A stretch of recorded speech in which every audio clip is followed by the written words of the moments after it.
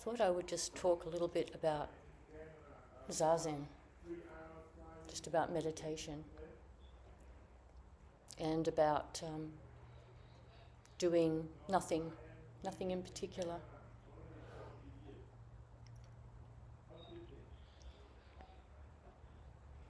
I've got quite a bit of noise coming from next door, so hopefully that won't go on for too long. But I was thinking about how in our culture we don't have a very good understanding of just doing nothing. We have a pretty good understanding of being distracted, like just not doing anything in a very focused way, but just watching television or listening to the radio or playing video games or having a few drinks and sort of having conversation about nothing in particular. So we have lots of ways of sort of relaxing, but it's not really doing nothing. It's still doing something in a sort of mildly entertaining way. And it's quite different to just doing nothing at all and having our mind just be completely peaceful. I think a lot of people don't get much opportunity to do that. They don't know how to do that, and they don't value doing that. So quite often I close my computer and I just sort of sit there. I'm not doing zazen strictly or anything. I just sort of sit there and look out the window, just look around my space. Don't think about anything in particular, just sort of sit there for a few minutes. And it's interesting how refreshing it is to do that, just to do nothing in particular. And I think people used to do this a lot more, particularly with the advent of technologies like the radio and television and so on. Before that, I think people actually did quite often just sit on a porch and stare out at the landscape. I think people sat around a little bit more, maybe just looked at the fireplace. We don't do that very much. So I really encourage you just to do that. Or go for a walk, but not go walking anywhere in particular. Just walk around the block. Sometimes I do that as well. Wake up early before we have our morning zazen. Maybe not so much in winter, but in summer. I'm going to just walk around the block where I live. I've walked around it lots of times, so I'm not doing anything particular. I just sort of walk around. And I notice how often I actually think quite an interesting thought. Just nothing majorly useful, but just some kind of worthwhile thought about either some Dharma matter or like, oh gosh, that's right. I need to get that thing done that I'd forgotten all about.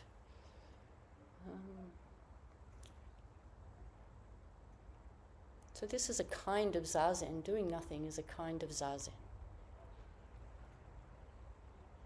So we do our formal zazen in the mornings, 6 o'clock in the mornings and 7:30 in the evenings.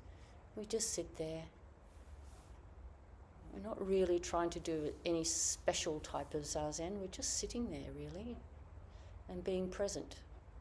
This is a kind of doing nothing, of just being very present. And it takes actually a trust that nothing special needs to be done. We don't have to be anything. We don't have to go anywhere. We don't have to sound in any way. We don't have to look in any way. We can just exist. We're just existing for a while, doing nothing in particular. It kind of takes a faith in oneself and in reality to think that's okay.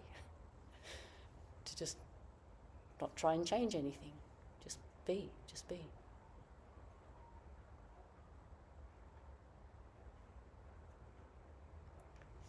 So you could add that to our regular zazen. You could also add just doing nothing a little bit every so often, a couple of times a day.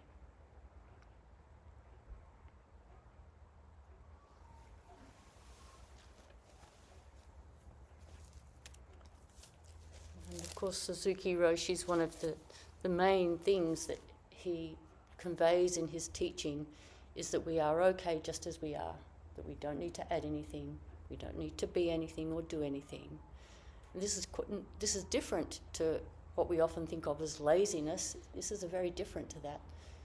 This is being alive and aware and present and alert, but not feeling a need to have to alter anything in ourselves or externally. A kind of acceptance of this very moment as it is, as we are. And that, from that refreshing place of being okay with everything as it is, from that stable and refreshing place, then we engage in activity. Then we engage in whatever actions we do in the world.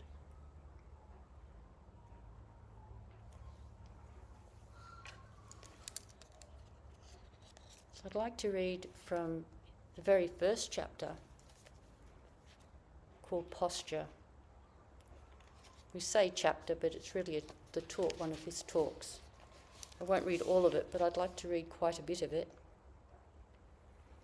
And each talk begins, when they put it in this book, Zen Mind, Beginner's Mind, just a couple of sentences that kind of captures the theme of that talk. So this is the first one in this book, called Posture. These forms are not the means of obtaining the right state of mind. To take this posture is itself to have the right state of mind.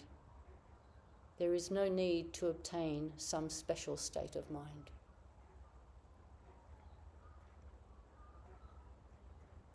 Now I would like to talk about our zazen posture. And he's going to talk about sitting in the lotus position here, but we sit in all different postures. We sometimes sit in chairs, sit in seiza, like on our knees, sitting on our lower legs, or sitting in some variation like half lotus or quarter lotus. And in all of these, what we do is, because we're symmetrical, we have the lower part of our body becomes one unified space, and then our torso rises up, our spine rises up from this lower part of our body in whatever posture we're sitting. So even though he's going to speak here about it in terms of the lotus posture, it's the same for whatever way we're sitting. So he says, now I would like to talk about our zazen posture. When you sit in the full lotus position, your left foot is on your right thigh and your right foot is on your left thigh. When we sit with our legs like this, even though we have a right leg and a left leg, they have become one. The position expresses the oneness of duality, not two and not one. This is the most important teaching, not two and not one. Our body and mind are not two and not one. If you think your body and mind are two, that is wrong. If you think that they are one, that is also wrong. Our body and mind are both two and one. We usually think that if something is not one, it is more than one. If it is not singular, it is plural. But in actual experience, our life is not only plural, but also singular. Each one of us is both dependent and independent.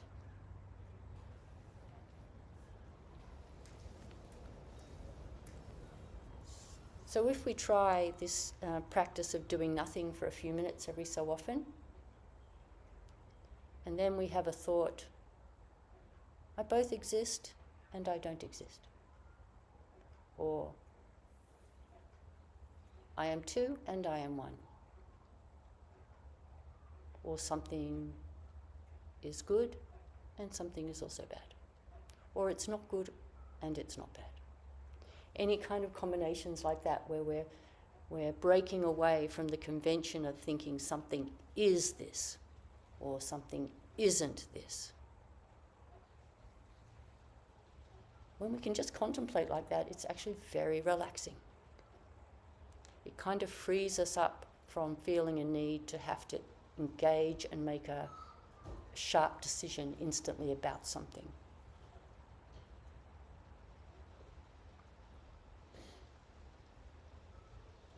So you can just relax with a little thought like, I both exist and I don't exist.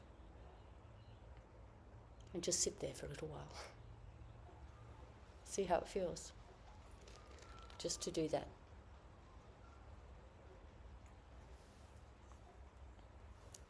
So continuing. After some years, we will die. If you just think that it is the end of your life, this will be the wrong understanding. But on the other hand, if you think that we do not die, this is also wrong.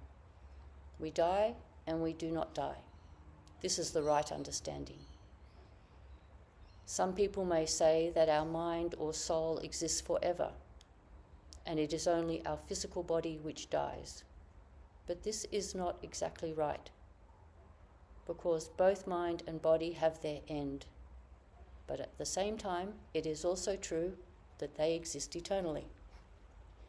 And even though we say mind and body, they are actually two sides of one coin. This is the right understanding. So when we take this posture, it symbolizes this truth. When I have the left foot on the right side of my body and the right foot on the left side of my body, I do not know which is which. So either may be the left or the right side. The most important thing in taking the zazen posture is to keep your spine straight. Your ears and your shoulders should be in one line. Relax your shoulders and push up towards the ceiling with the back of your head. And you should pull your chin in.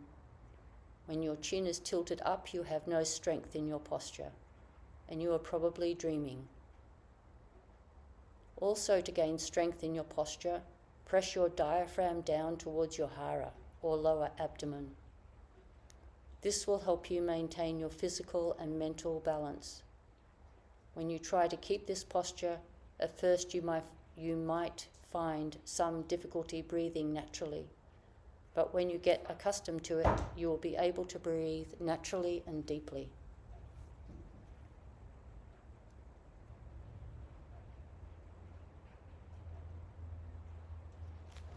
So when we also try this practice of just doing nothing for a few minutes, we can also apply this a little bit. We can just, when we're doing nothing, just sort of breathe down.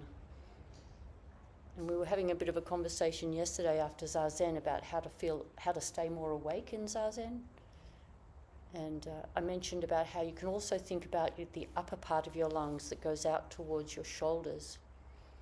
And you can breathe and just imagine filling this upper part here.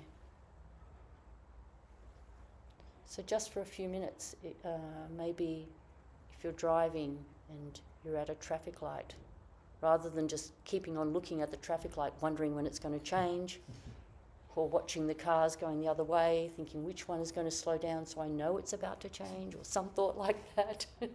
That's what I do quite a lot, always anticipating.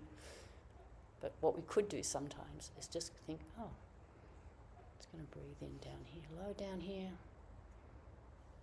See if I can feel a little bit rising up towards my shoulders. Oh, the lights have changed.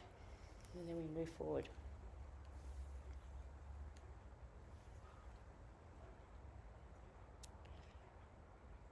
Your hands should form the cosmic mudra.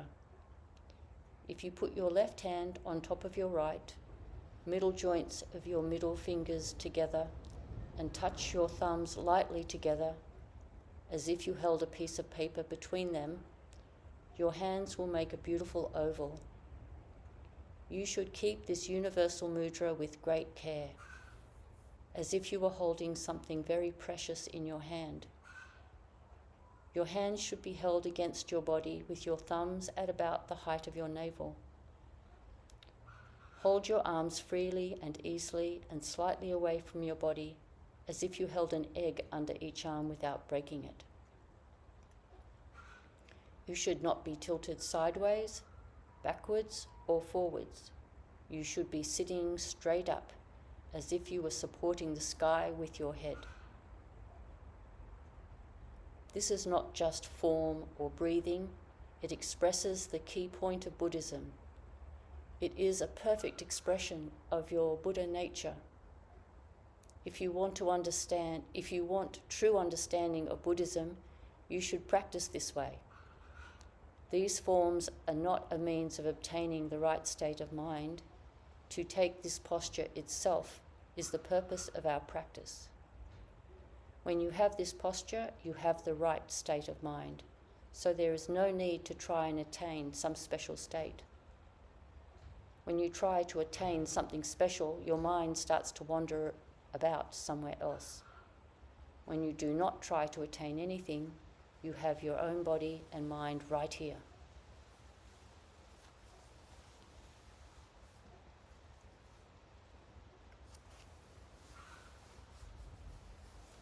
So we can feel this too, just in these couple of moments that we might take a few times a day of just doing nothing for a little while.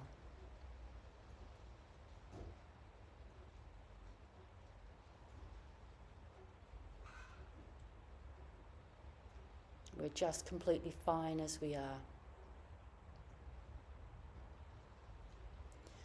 I don't know if you've had this experience. I think most people have this experience sometimes, that you can look back on some part of your life and kind of wonder, why was I doing that? What was that all about? And we can feel a little kind of confused or maybe disappointed about how we conducted ourselves. We were just going, doing. And we weren't reflecting really well on the choices that we were making. We were kind of caught a little bit. People often describe feeling like that. And I can look back on parts of my life and definitely feel like that. And so having this still doing nothing, additional to our morning and evening zazen, but just throughout the day, a number of moments in the day, does help me feel like maybe I'm not going to look back and think, what the heck was I doing then? I'll look back and go, oh yeah, it's good. I feel good about that. I feel good about how I'm conducting my life. I feel it gives me a sort of sanity to have these moments of doing nothing.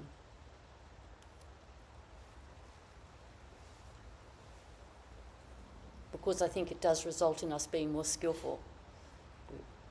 We're engaging with reality more accurately, and therefore we are more skillful and less driven by unconscious sort of ego-identifying concepts about ourself and the world. We're actually paying more attention to the ordinary world.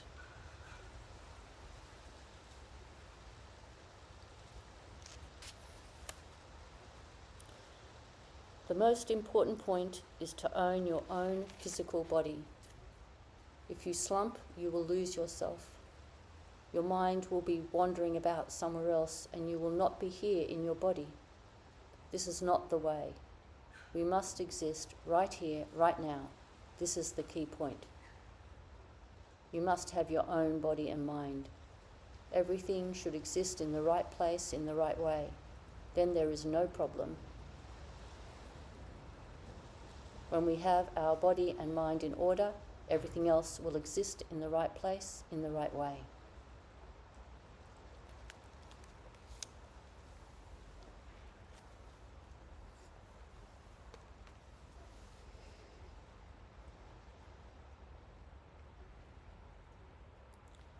Last week I mentioned Ling Zhao, the daughter of Layman Pang, and I found that I do have this book, which I thought I didn't have. I thought I'd left it in America, but I didn't.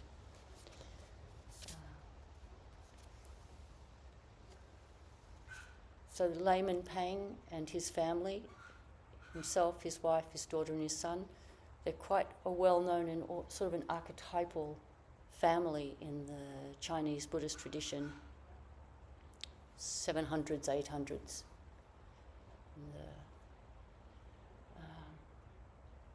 And particularly the daughter, Ling Chao, there's quite a few stories of her dialogues and her interactions. And they're a good example for us that you can live a lay life, you can live in the world and have jobs and things like that, and still have a very deep and awakened practice. The family had been quite wealthy, which is what had allowed them to study the Buddhist sutras in depth. And then at some point, they realized, actually our wealth is going to be a hindrance to us.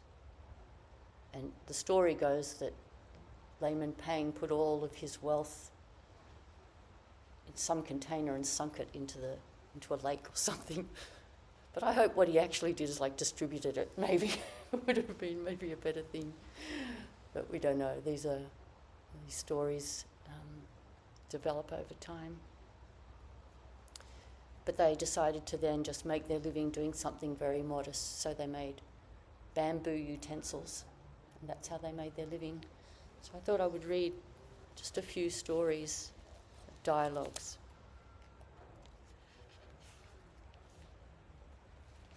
This one is called The Subtleties of Daily Life.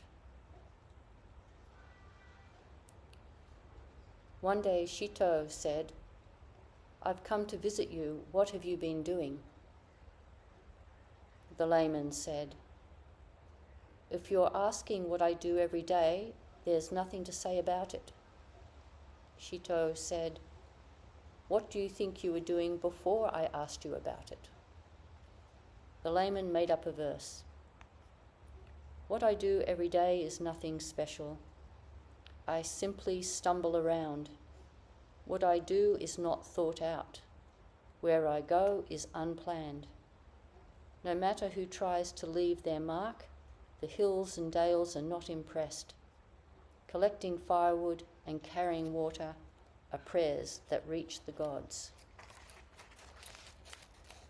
Shito approved, saying, "So, are you going to wear black or white?" This is referring to, you're going to wear black or white robes. Lay people wore white robes, monks wore black robes. The layman said, "I will do whatever is best." It came to pass that he never shaved his head to join the Sangha. So he never became a monk. And this line, we often hear it as chopping wood, carrying water. Is a kind of phrase you hear in sort of Zen popular circles, and it comes from this poem.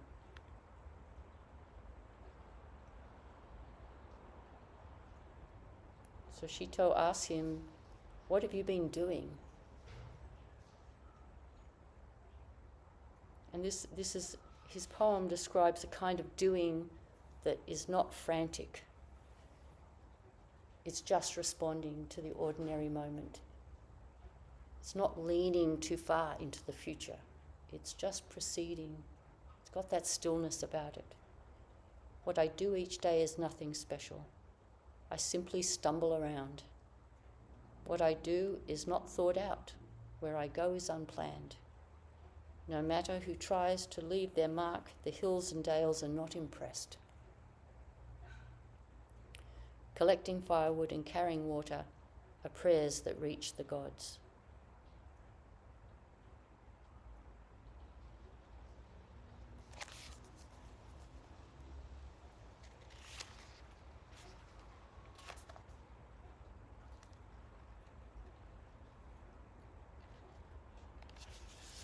This one is called 3 Views of Hard and Easy. One day, while the layman was meditating in his hut, he suddenly cried out, "It's hard, hard, hard."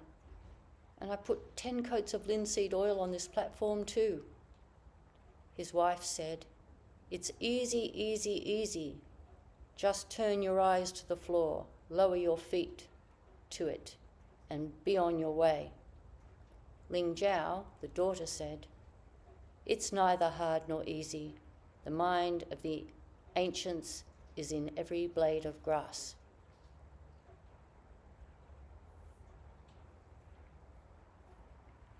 And this is another example of how we can hold multiple truths at once.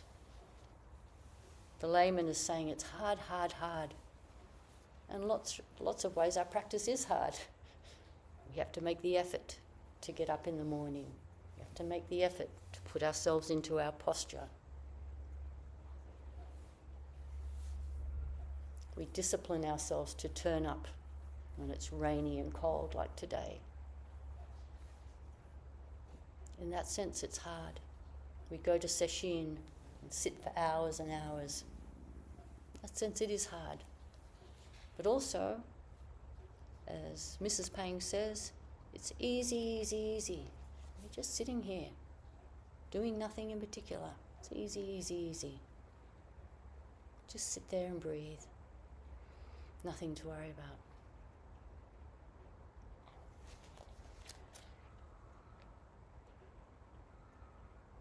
And then Ling Jiao says, it's neither hard nor easy. The mind of the ancestors is in every blade of grass.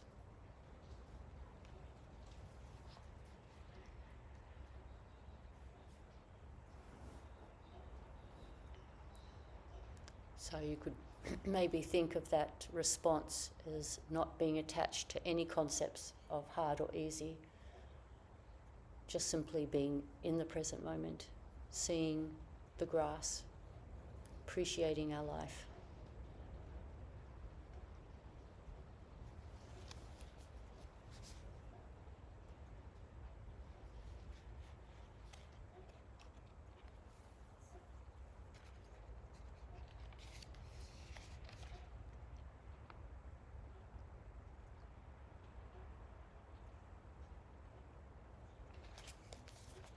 This is another one about a blade of grass.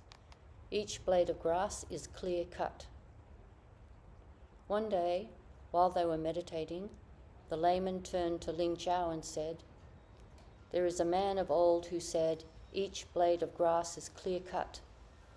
The mind of the ancestors is clear cut. What is your understanding of this?' Ling Jiao said, 'Our old friend has said it well.' The layman said, 'But what about you?' And Ling Jiao said, 'Each blade of grass is clear cut. The mind of the ancestors is clear cut.' The layman laughed.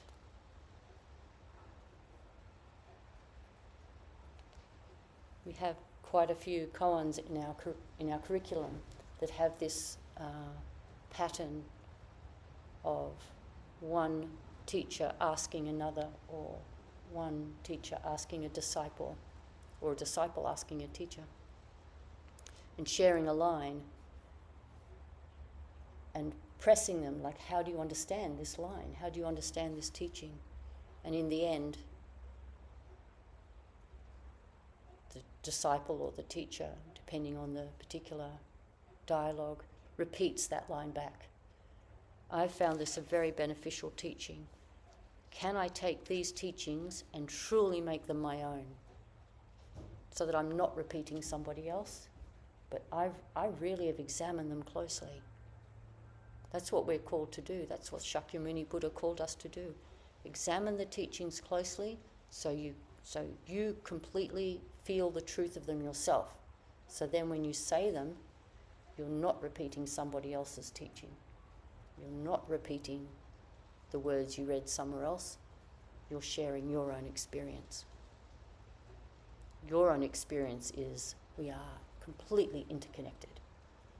Your own experience is everybody has Buddha nature.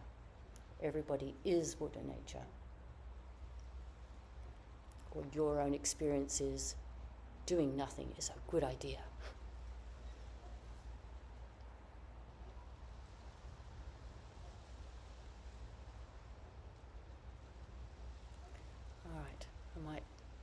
stop there and see if anyone would like to ask a question. I'll just bring back, because I make it so I can't see everybody. There we go. Remove pin. There we go. Would anyone like to comment or ask a question?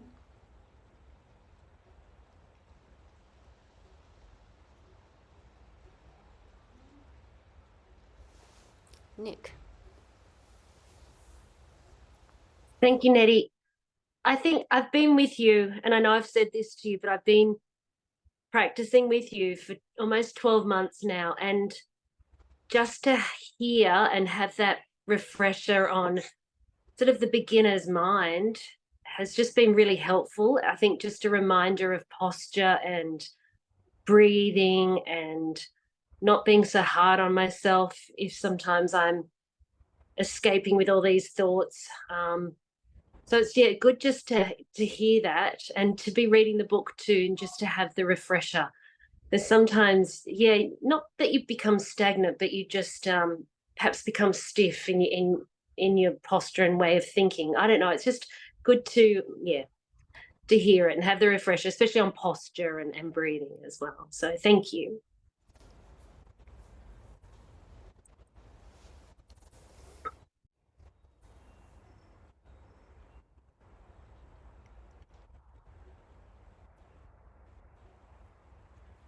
Oh, Fiona. Thanks, Neti. Yeah, I have a colleague at work, and his background, he's from India, and he always reminds me to take my break.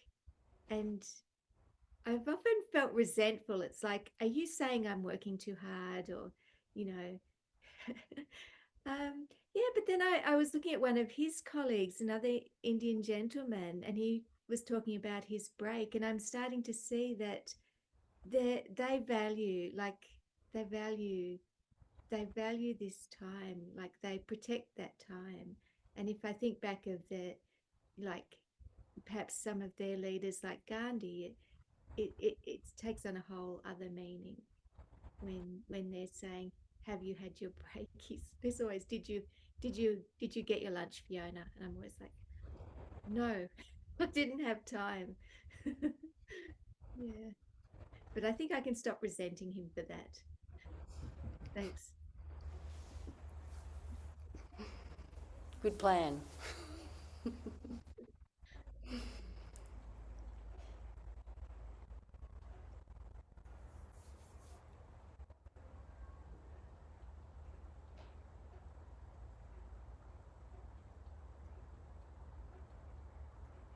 right. Anybody else? Francis. When I'm at home, it's one thing to sort of do that. I do find myself kind of just gazing out the window and enjoying, I don't know, the frost melting and so on.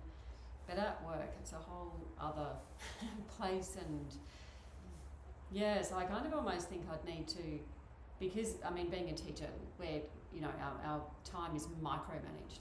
So I kind of almost think that when I go back on Monday, I'll actually have to start thinking about, when can I sit down and do nothing? Yeah. And almost set an alarm, even, like a reminder, do nothing. Well, that reminds me of the tradition at Plum Village and Deer Park and other centres founded by Thich Nhat Hanh, where they have a mindfulness bell that rings every so often, and when that rings, everyone stops what they're doing, just for a short while. I'm not sure how long it is, maybe 30 seconds or something like that, maybe a minute. But whatever people are doing, so if you're in the kitchen chopping vegetables, you just stop and just breathe. And when you, sometimes if you listen to some of Thich Nhat Hanh's talks, the bell gets rung in the middle of the talk and he just stops and breathes. Then after a little bit starts again. But I could see how you couldn't really do that quite with a bell at work. But you could maybe be able to just do a single breath of just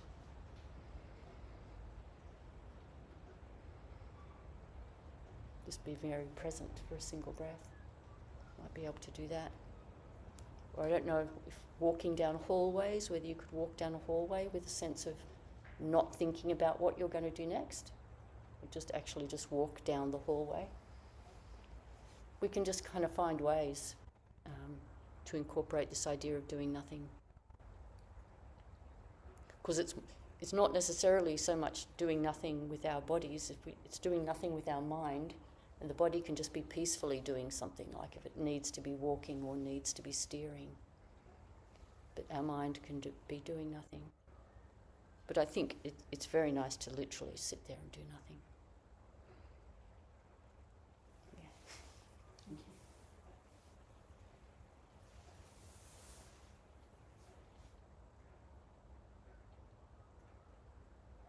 All right. Let's finish with our verse and some bowing.